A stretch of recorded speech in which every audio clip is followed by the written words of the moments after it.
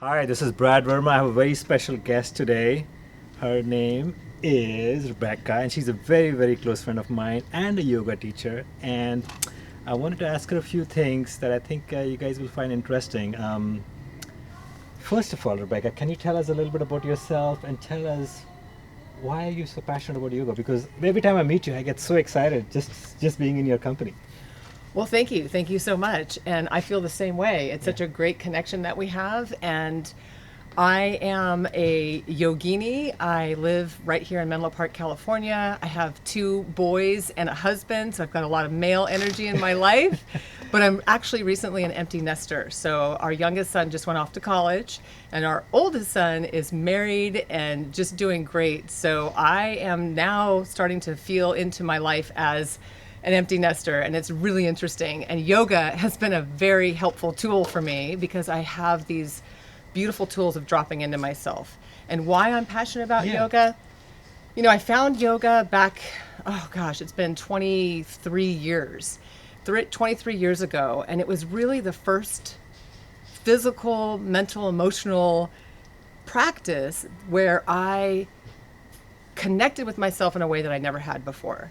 I loved to go to the gym. I liked to run.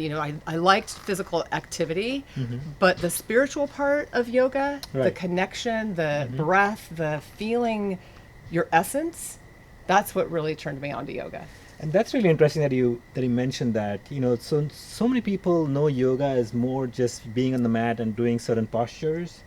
So tell me, for those of them who haven't really dived deep into yoga, tell a little bit more about the practice that is aside from just being in the posture. What other things does it benefit? I mean, what are the benefits of doing yoga? Well, I mean, there's so many benefits, and wherever you come into the practice is perfect. If you get onto the mat because you're attracted to the chaturangas and you want to get strong, that's kind of how I came into it too, for that physical strength and flexibility and conditioning.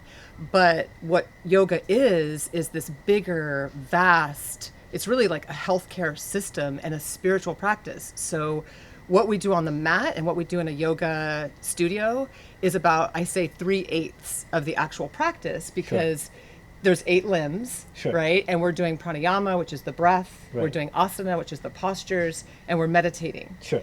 But the bigger piece is really connecting into yourself, your higher self. We are the self, we are the soul.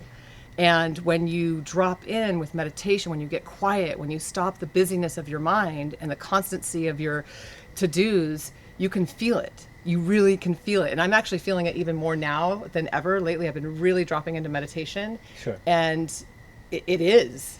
It is. It is. And you are it. And I am it. Absolutely. I love when we have the yoga sessions, not just for the posture, but I think what it does is it just releases so many good chemicals in your brain and makes you feel so good. And I don't know what the secret formula is and what makes those chemicals, go that way. But I've just noticed that when we do certain postures and we do certain breathing techniques Yes, together, yes. it just makes you feel so good just for no reason.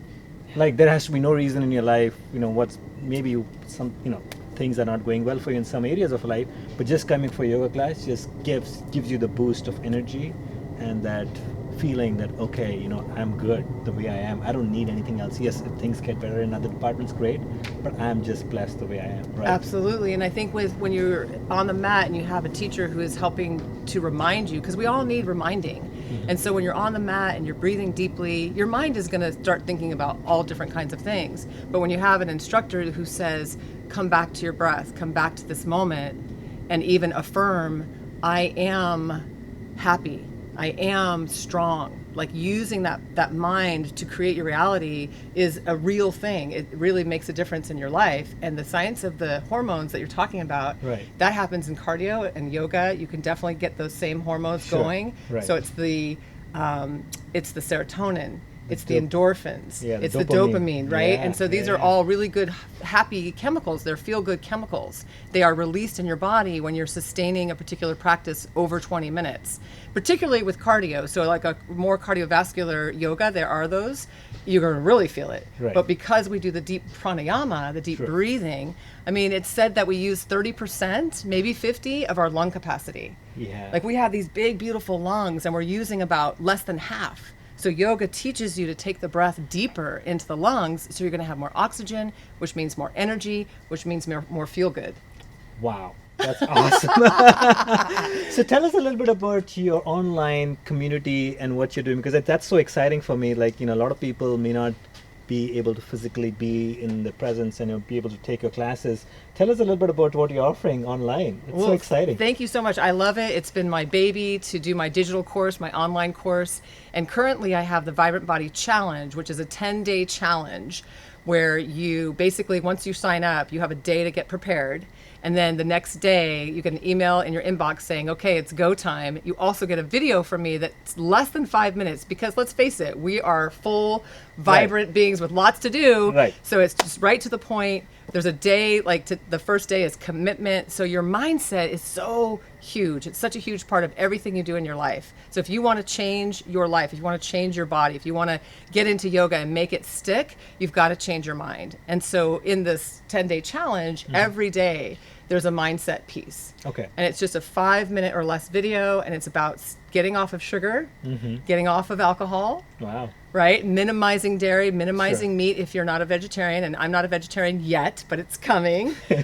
Eating really healthy, like lots of vegetables, leafy greens, eating the way that our bodies are meant to really eat, right? Sure. To nourish ourselves. And we need help with that. 10 days seems short. When you get to day 9, you want it to be over. But that's why I'm there for you. And we have a private Facebook group, which actually helps us all connect too. And when you're doing it with a group of people, it's like we're cheering each other on. You get stronger. And then what's happening for 2020 is the Vibrant Body Experience, which is an even longer course. Oh, wow. Yeah. So I'm thank you for asking me because it is my passion, and I've just like my heart and soul is being poured into this. Wow, that's so exciting. So where can somebody find that information? Is there a website? So or? you can go to RebeccaSnowball.com/vibrant-body to get right into the challenge right today. Like if you signed up right now, you'd start preparing, and tomorrow would be your day 1. And that's RebeccaSnowball.com/vibrant-body. Otherwise, you can go to RebeccaSnowball.com and there's a free yoga class there for you. So you can sign up that way, get on my list, get in the community, and I will let you know when that Vibrant Body Experience is ready. Wow, that's amazing.